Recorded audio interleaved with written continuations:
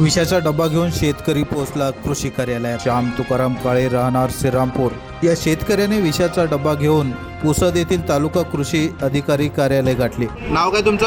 श्याम तुकाराम काळे. हां श्याम तुकाराम काळे. हां, काय प्रॉब्लेम आहे? गाव कोणतं?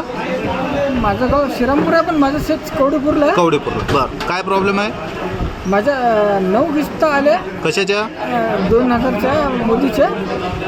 बाकीच्या नंतरची कोणतीच किस्त आली नाही, कोणतंच काही आलं नाही. हां, किती किस्त बाकी आहे?